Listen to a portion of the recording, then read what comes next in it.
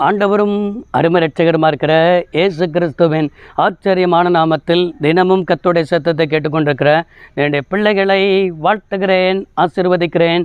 நீங்கள் ஆசீர்வதிக்கப்பட்டவர்கள். இந்த நாளிலும் கூட கர்த்தர் உங்களை பார்த்து சொல்கிற ஒரு வார்த்தை, பாடுகளில் பரவசம் என்று சொல்லி ஆண்டவர் பேசிக்கொண்டிருக்கிறார். இந்த பரவசம் என்று சொன்னாலே மிகுந்த மகிழ்ச்சி, பேரின்பம். இதை குறிக்கிற வார்த்தை தான் பரவசம் என்று சொல்லி என்ன செய்கிறது, சொல்லப்படுகிறது. பாடுகளில் ஒரு மனிதன் எப்படி பேர் மகிழ்ச்சியாக, இன்னும் சொன்னால் பேரின்பமாக எப்படி ஒரு மனுஷன் இருக்க முடியும் என்றால், வேதாகமத்தில் பவுலை குறித்து நம்ம என்ன செய்ய முடிகிறது, பார்க்க முடிகிறது. இவனே சிறைச்சாலையில் என்ன செய்து இருக்கிறான். சிறைச்சாலையில் இருக்கிற மனிதன் வெளியில் இருக்கிற திருச்சபைக்கு நிருபத்தை எழுதுகிறான். பிலிப்பியர் 4ஆம் அதிகாரம் 4வது வசனத்தில் இவ்வாறாக என்ன செய்ய முடிகிறது, பார்க்க முடிகிறது. கர்த்தருக்குள் எப்பொழுதும் சந்தோஷமாய் இருங்கள் என்று மறுபடியும் உங்களுக்கு என்ன செய்கிறேன், சொல்லுகிறேன் என்று என்ன செய்திருக்கிறார், எழுதியிருக்கிறார். பாருங்க, சிறைச்சாலையில் இருக்கிறவன் வெளியில் இருக்கிற சபையை பார்த்து கர்த்தருக்குள் எப்பொழுதும் சந்தோஷமாக இருங்கள், அது சந்தோஷமாக இருங்கள் என்று மறுபடியும் உங்களுக்கு என்ன செய்கிறேன், சொல்லுகிறேன் என்று சொல்லி இந்த பாடுகள் மத்தியில் இருந்து கொண்டு சபையில் சந்தோஷமாக இருங்கன்னு சொல்லி சொல்லுகிறாரு.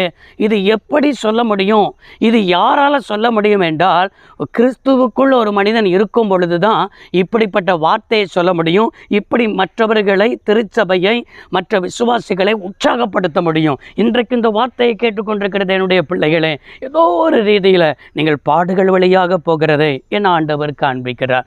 ஏதோ வியாதியின் பாடுகள் உங்களை என்ன செய்கிறது, வருத்தி கொண்டிருக்கிறதா?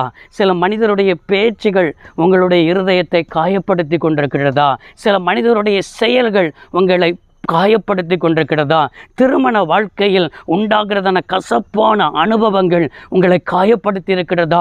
ஏதோ ஒரு ரீதியில் நீங்கள் பாடுகள் மத்தியில் இருக்கிறதை என் ஆவியில் என் ஆண்டவர் காண்பித்து தான். பாடுகள் மத்தியில் அப்போஸ்தலனாய் இருக்கிற பவுல் எப்படி சந்தோஷமாய் நிருபத்தை எழுதினாரோ, சந்தோஷமாய் இருங்கள் என்று மறுபடியும் உங்களுக்கு சொல்கிறேன் என்று சொன்னாரோ, அதே போல என் பிள்ளைகளும் சந்தோஷமாய் இருக்கிறதற்கு, கிறிஸ்துவுக்குள் இருக்கிறதற்கு நீங்கள் கற்றுக்கொள்ள வேண்டும். இயேசு கிறிஸ்து இந்த உலகத்தில் இருக்கும் பொழுது எவ்வளவோ பாடுகள், எவ்வளவோ போராட்டத்தை கர்த்தர் சந்தித்தார். ஆனால் எவ்வளோ போராட்டம் வந்தாலும் அவர் அழுது கொண்டிருக்கவில்லை, அவர் புலம்பவில்லை, அவர் முறுமுறுக்கவில்லை.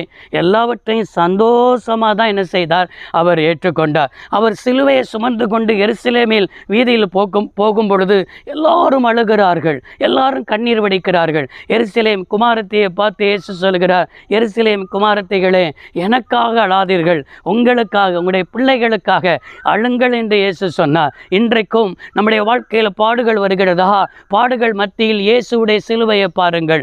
பாடுகள் மத்தியில் ஆதி அப்போஸ்தலருடைய ஊழியத்தை பாருங்கள். அவர்களெல்லாம் அப்படிப்பட்ட பாடுகள் மத்தியில் தான் அவர்கள் பரவசமாக இருந்தார்கள். பாடுகள் மத்தியில் தான் சந்தோஷமாக இருந்தார்கள். இன்றைக்கு இந்த பாடுகள் தான் உங்களுடைய வாழ்க்கையில் அநேக ஆசீர்வாதத்தை கொண்டு வரும். பாடு இல்லாத வாழ்க்கையில் கற்றுக்கொள்ள முடியாது. பாடு இல்லாத வாழ்க்கையில் பரமனை ருசி பார்க்க முடியாது, பரிசுத்தத்தை அடைய முடியாது. இன்றைக்கு பாடுகள் இருக்கிற உங்களை பார்த்து என் தெய்வம் சொல்கிற ஒரு வார்த்தை, சோர்ந்து போகாதீங்க. இன்றைக்கு கண்ணீர் வடித்திருக்கிறவர்கள் சோர்ந்து போகாதீங்க. நிச்சயமாய் உங்களுக்கு ஒரு காலம், அது இந்த காலத்தை தேவன் முன்குறித்திருக்கிறார். நீங்கள் சந்தோஷமும் மகிழ்ச்சியுமாய் என்ன செய்வீங்க, இருப்பீங்க. வேதத்தில் இவ்வாறாக வாசிக்கிறோம், சஞ்சலமும் தவிப்பும் ஓடி போகும், நித்திய மகிழ்ச்சியும் தலைமையில் இருக்கும் என்று சொன்னது போல நீங்கள் மகிழ்ச்சி அடைய போகிறீங்க, நீங்கள் சந்தோஷமாக இருக்க போகிறீங்க. சோர்ந்து போகாமல் முன்னேறுங்க. பாடுகளில் பரவசத்தை காண்பீர்கள். ஜெபிப்போம். சர்வ வல்லமையுள்ள தெய்வமே, அருமை தகப்பனே, இந்த வார்த்தையை கேட்ட பிள்ளைகள் பாடுகளில் பரவசம் அடைந்து முன்னேறி செல்ல கிருபை. இயேசு இரட்சக நாமத்தில் பிதாவே, ஆமென். கர்த்தர் ஆசீர்வதிப்பாராக. God bless you all.